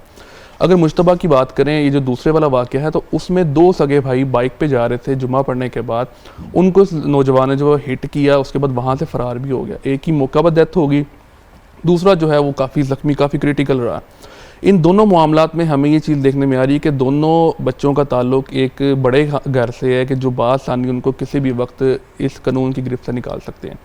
कुछ दिन पहले मैंने जब इनडायरेक्टली इंटरेक्शन हुआ मेरा अफनान से जेल में, तो उसके ये अल्फाज थे कि क्योंकि मीडिया में बहुत ज़्यादा हाइप क्रिएट हो गई इस मामले की, इस वजह से मैं अभी तक अंदर हूँ, वरना शायद आज मैं घर होता। उस वक्त जो वज़ीर आला पंजाब थे उन्होंने भी जो है वो आगे उसे परसू किया। उसके बाद जो है वो 780 की दफ़ा लगाई गई, दहशतगर्दी की दफ़ा लगाई गई 302 के साथ। तो मामला जो है वो चला, अदालतों में गया, चलान जमा हो चुके, उसे मुल्ज़िम करार दे दी गई। लेकिन इसके बावजूद डिटाई देखें कि एक तो आप कम उम्र बच्चे को गाड़ी दे रहे हैं, लाड प्यार में उसे चीज़ दे रहे हैं, उसने 6 लोगों की जान ले ली, उसके बाद उसको बचाने के लिए आप उसकी उम्र भी गलत बता रहे हैं कि और आप उसको ये कॉन्फिडेंस दे रहे हैं कि वो अगर आपसे ये बात कर रहा है तो उसके बैक ऑफ द माइंड ये चीज़ है कि उसका बाप या उसके घर वाले उसको छुड़ा लेंगे 6 लोगों को कत्ल करने के बाद भी। आप ये देखें कि हैसियत मुआशरा सिर्फ उस एक अफनान की बात नहीं है, ये हर किसी के माइंड में कहीं ना कहीं ये चीज़ है कि अगर ट्रैफिक वार्डन उनको रोकता है तो उनके पास पीछे एक बैकअप है जिसको वो फौरी तौर पे कॉल करते हैं और वो कहते हैं कि भैया हमें पकड़ लिया, हमें छुड़वा लें यहाँ से। जिस दिन आप किसी एक को छुड़वाते हैं उसके बाद वो यूज टू काम हो जाता है और काफ़ी मुश्किल हो जाता है इन चीज़ों पर काबू पाना। वक्ती तौर पर तो काफ़ी ज़्यादा हमने देखा कि जो लाइसेंस के ऊपर जो है वो क्रैकडाउन शुरू किए गए, उसे मस्ट कर दिया गया, लेकिन अब वो चीज़ दोबारा से दबती हुई नज़र आ रही है, उसके ऊपर काम नहीं हो रहा। और ये उन चंद केसेस में से केसेस हैं जो कि हाईलाइट हो जाते हैं। बहुत से ऐसे अफनान हैं जो कि हिट एंड रन के केस में निकल जाते हैं, पता भी नहीं लगता कि कहाँ पे गया कहाँ पे नहीं गया, जिनके खानदान बर्बाद होते हैं। अच्छा अली, आप हमारे साथ मौजूद हैं। मैं रज़ा आपसे ये कहूँगी कि आप प्लीज़ इम्तियाज़ साहब से ये सवाल ज़रूर कीजिएगा कि इनको इस बात की कितनी उम्मीद है कि जैसे अभी अली कह रहे थे कि अनफॉर्चुनेटली इंसाफ का प्रोसेस या तो बड़ा प्रोलॉन्ग हो जाता है या वो कहीं ना कहीं गुम जाता है। इनको ये कितने होपफुल हैं कि इनको इंसाफ मिलेगा, और जिस सेटलमेंट की इनको बार बार उनके लॉयर भी कह रहे हैं, ये अपने उसमें कितना फोकस्ड हैं कि ये इंसाफ को लेकर उसको परसू करेंगे एंड तक। अच्छा, अब आप ये बताइएगा कि आपको माजी में भी ऐसी चीज़ें देखी होंगी कि इंसाफ में काफ़ी वक्त लगता है, कई साल लग जाते हैं, तो आप क्या समझते हैं कि आप कब तक आपको इंसाफ मिल सकता है, और किसी दूसरे ने, किसी मुखालिफ पार्टी की तारीफ से भी किसी ने रब्ता करने की कोशिश की और इंसाफ मिलता नज़र आ रहा है आपको जल्द से जल्द? मेरा ये ख्याल है अभी तक की जितनी होता है अल्लाह ताला जो है इंसाफ मिलेगा मुझे। और जहाँ रही वक्त की बात, तो जो कानून का जो वक्त होता है वो वक्त लगेगा जितना मुनासिब होता है, लेकिन मुनासिब वक्त एक लगना चाहिए। मुझसे मेरी गुजारिश होगी वो ज़िम्मेदारान से कि फिर मुनासिब ही वक्त लगे, ये ना हो कि जो है जब ये थोड़ा सा टाइम गुजर जाए तो चीज़ें जो है और भी ज़्यादा स्लो से स्लो होती चली जाएँ। एक ये रहा। दूसरी बात ये है कि जो आपने दूसरा सवाल पूछा था कि इंसाफ मिलता हुआ नज़र आ रहा है, उसका जवाब मैंने दे दिया, और वक्त का भी। अच्छा रज़ा, दूसरी तरफ से देखिए उनका बनता नहीं है कि मुझसे वो जो है ना किसी किस्म का कांटेक्ट करें। उसकी वजह ये है कि रज़ा इनसे ये सवाल भी कीजिएगा कि इनको इस बात का, इस हवाले से इनसे किसी सियासी ओहदेदारान या किसी ने बात की है, राब्ता किया है सिंध गवर्नमेंट से मिले या फिर अपने जो दूसरे लोग हैं उनसे मिले, हमारे से मिलना उनका बनता नहीं है। अच्छा, किस सियासी रहनुमाओं ने आपसे रब्ता किया हो या कि यकीन दहानी कराई हो, कोई मराज या कोई हवाले से कोई चीज़ें सामने आई हैं, कोई राब्ते में हैं आप लोगों से? देखिए, सेनेटर आमिर चिश्ती साहब हैं, तो ये जो है हमारे जानने वाले हैं, मेरी बहन के जानने वाले। उन्होंने जो है इस बात की यकीन दहानी कराई थी कि जो है आपके साथ किसी भी किस्म का दबाव आप पर नहीं आएगा, क्योंकि वो तो मतलब सियासी रहनुमा तो बेशक हैं वो, लेकिन ये कि वो हमारी पर्सनल ताल्लुक़ की बुनियाद पे जो है उन्होंने ये बात सजेस्ट की थी। उसके अलावा जो है कल सईद गनी साहब आई थे, madam minister for women empowerment, वो भी तशरीफ़ लाई थी। दूसरे लोग भी और भी आए थे, दूसरे सियासी जमात के लोग भी आए थे। उन सब ने इस बात का वादा किया है कि किसी भी किस्म की जो है अगर प्रेशर या मुखालफत आएगी इस केस में, तो हमें जो है उनसे कांटेक्ट करने के लिए नंबर दिया है। उन्होंने अपने लॉयर की पेशकश की है। जेडीसी वाले आए थे कल, उन्होंने कहा कि आप किसी भी लेवल का वकील आप लेना चाहते हैं वो लें आप, और हम आपको जो है उसमें फ़ुल फाइनेंशियली सपोर्ट करेंगे, लॉयर की फ़ीस वगैरह के हवाले से, और रहनुमाई भी करेंगे। तो इस तरह की जो है लोगों ने बड़ी जो है अब कोऑपरेशन का जो है वादा किया है।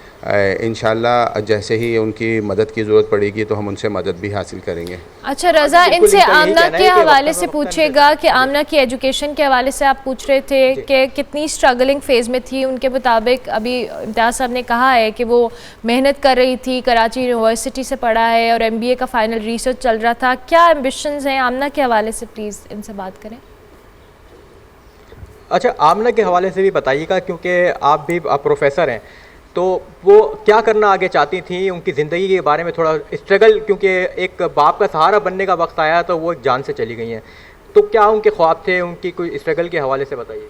वो बच्ची की जो है उसी तरीके से ख्वाहिशात थे जो इस तरह से कि किसी उस उम्र की बच्ची की ख्वाहिशात होती है।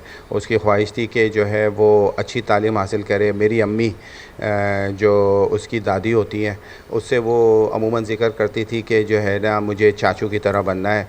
चाचू ने जिस तरीके से अपनी PhD की है, मुझे भी अपनी जो है रिसर्च वर्क में काम करना है और PhD करनी है। तो ये उसका जो है सेकंड स्टेज था, जिसमें उसने मास्टर्स क्वालिफ़िकेशन, उसकी 17 तारीख को उसका वाइवा था, 17 सितंबर को। उसके बाद उसकी जो है मास्टर्स क्वालिफ़िकेशन इन बिज़नेस एनालिटिक्स जो है उसकी मुकम्मल हो जानी थी।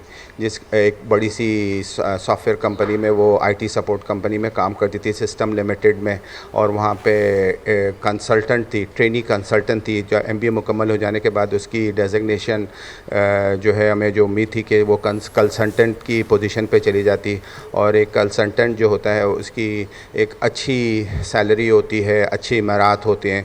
तो जो है ये वो वक्त आने वाला था, अनकरीब था, जहाँ से जो है वेरी अनफॉर्चुनेट, अल्लाह ताला इनके अहले खाना को सब्र दे और जो इंसाफ है वो ज़रूर मिले। हम तो यही दुआ करेंगे। बहुत शुक्रिया रज़ा आपका भी और इम्तियाज़ साहब का भी हमारी तरफ से शुक्रिया अदा करें। अली से भी बात कर लेते हैं। अली, मैं चाहूँगी इस टॉपिक को हम कंक्लूड करें कि ज़ाहिर है ये कराची का वाक़या है, वही बात अभी आपने की कि एक वाक़या है जो रिपोर्ट हुआ है। बहुत सारे आए रोज़ ऐसे वाक़यात होते हैं, लाहौर की भी जहाँ हम जिक्र करें। कैसे पॉसिबल होगा, सिस्टम इस चीज़ को कब फोकस में लाएगा? देखिए हमारे मुल्क में हमारा अलमिया ये है कि कानून को तोड़ना जो है ना वो हम लोग अप्रिशिएट करते हैं, कानून को फॉलो करने वाले को हम लोग बेवकूफ़ समझते हैं। कोई शख्स आपको सिग्नल के ऊपर रुका हुआ नज़र आएगा ना तो पीछे बैठे गाड़ी के अंदर बैठे लोग कहेंगे कि यार गुजर ना, तू ज़्यादा कानून को फॉलो कर रहा है। यानी कि हमने इस तरह का अपना माइंडसेट बना लिया है यहाँ पे। कानून को ब्रेक करना इतना आसान है, कानून के ऊपर अमल दरामद करना बहुत मुश्किल है यहाँ पे, क्योंकि हमारी बेसिक एजुकेशन में ही हमें नहीं सिखाया जाता कि आपने किस तरह से कौन कौन से रस्तों से कानून को फॉलो करना है। यही लोग जब यहाँ से बाहर निकलते हैं, बाहर के मुल्कों में जाते हैं, वहाँ पे कानून को भी फॉलो करते हैं, लेकिन यहाँ पे नहीं करते। यानी कानून को इम्प्लीमेंटेशन होनी चाहिए, तभी इस तरह के वाक़यात कहीं ना कहीं इनकी रोकथाम होगी। Thank you very much Ali, बहुत शुक्रिया आपका भी। प्रोग्राम का वक्त खत्म हुआ जी, मेरी आपसे मुलाकात होगी कल, तब तक के लिए अल्लाह हाफ़िज़।